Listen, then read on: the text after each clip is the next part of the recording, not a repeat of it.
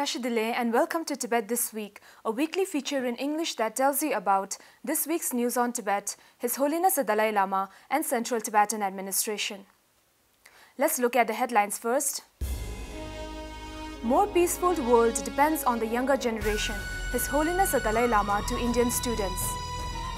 His Holiness the Dalai Lama urges greater role for women and youth as peace builders. CTA President Dr. Lobsang Singye drums support for Tibet's environment in Assam. On the eve of his China visit, US President Trump urged to raise Tibet. Moscow honorary representative participates in 7th World Buddhist Summit in Sri Lanka. Taiwan International Conference on Tibet iterates support for CTA's middle way approach. On Saturday last week, His Holiness the Dalai Lama graced a conference on science, religion and world peace at Government Degree College in Dharamshala. Speaking to the students at the conference, His Holiness said that the generation belonging to the 21st century should think more seriously and not be like 20th century, which is filled with chaos and suffering, and emphasized on education being the key for peaceful and happy society.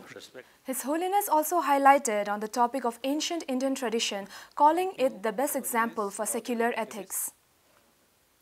On Monday this week, at a two-day meeting with youth leaders of United States Institute of Peace held at his residential hall, His Holiness the Dalai Lama called on youth and women leaders to further strengthen their leadership in promoting peace in their communities. During the introductory meeting, His Holiness introduced Professor Tsamdong Rinpoche and CTA President Dr. Lobsang Singye as his two trusted emissaries who can participate as his representatives in future dialogue with USIP. Because, you see, our work continuously should be more active and meeting like that. So these two persons, I have full trust. You see, they, if your side and also concerns from government side, okay, then you see these two persons, either one, you see, can participate as my representative or my personal emissary like that. His Holiness's message of compassion, humanity, forgiveness, tolerance and peace was delivered to over 26 young representatives from conflict-torn countries around the world. The participants discussed their peace initiatives and challenges, particularly threats to youth leaders posed by extremist religious groups. He added that while men and women were all equal human beings, the latter have more potential to contribute to the world peace through compassionate leadership. On Friday last week, President Dr. Lobsang Singye of the Central Tibetan Administration arrived at Guwahati, the capital city of Assam, at the invitation of the Balipara Foundation to deliver the 2017 Rabindranath Barthakur Memorial Lecture.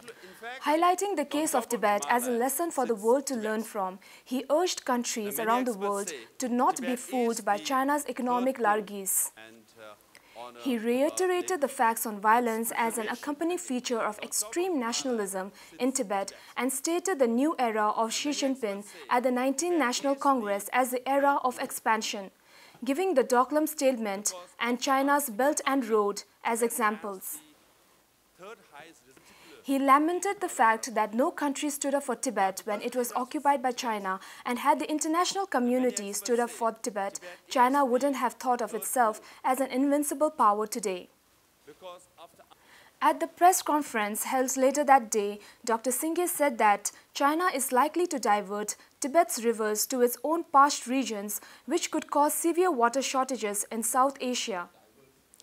He further said that the international community should exert pressure on China to let Tibetans be the sole custodian of the Tibetan plateau, and also talked about global warming and other man-made factors that hasten the depletion of freshwater resources on the Tibetan plateau. The lecture was attended by numerous eminent personalities from Assam, including Sri Tarun Gogoi, the former Chief Minister of Assam, and Priyanka Yoshikawa, Miss Japan 2016.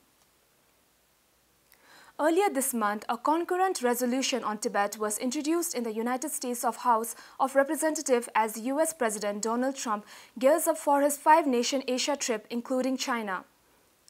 Supporting His Holiness the Dalai Lama and Tibet, the resolution calls on Trump, the administration, to make Tibet an important aspect in the US-China relations and to fully implement the US-Tibetan Policy Act.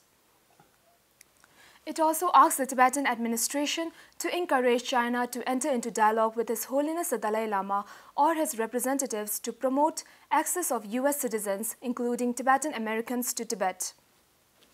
A similar call was made upon the Trump administration by the US Commission on International Religious Freedom in relation to religious freedom and urged to demand the release of the 11th Panchen Lama, who, at the age of 6, was abducted with his family by the Chinese government authorities 3 days after he was chosen as the 11th Panchen Lama by His Holiness the Dalai Lama in 1995. Honorary representative of His Holiness the Dalai Lama to Russia, Mongolia and CIS countries, Telo Tugu Rinpoche, participated in the 7th World Buddhist Summit, the Supreme Worldwide Buddhist Conference in Sri Lanka from 2nd to 7th November. The summit was organized by the Sri Lankan government. Telo Rinpoche gave a presentation on how Buddhism came from India to Tibet and then to Mongolia and Russia. The 7th Annual International Conference on Tibet, organized by the Taiwan Office of Tibet, expressed support for the middle way approach of the Central Tibetan Administration. Titled Finding Common Ground, Looking at the Tibet Issue from Taiwan Experience, the conference featured presentation by scholars, experts and activists from the United States, United Kingdom, Hong Kong, India and Taiwan. Professor Ming Xia of the City University of New York delivered the keynote address on the topic High Plateau and River, Interpreting Tibet from Two Perspectives, and analyzed the issue of Tibet from two different aspects, mountains and rivers. Edward Chin, the convener of Hong Kong 2047 Monitor, in his presentation titled China's New Tibet, Hong Kong, said that he supports the middle way policy of His Holiness the Dalai Lama. Dardun Sharling, the Information Secretary of the Department of Information and International Relations of the Central Tibetan Administration, said that under the guidance and leadership of His Holiness the Dalai Lama, the middle way approach demonstrates Tibetan values in application.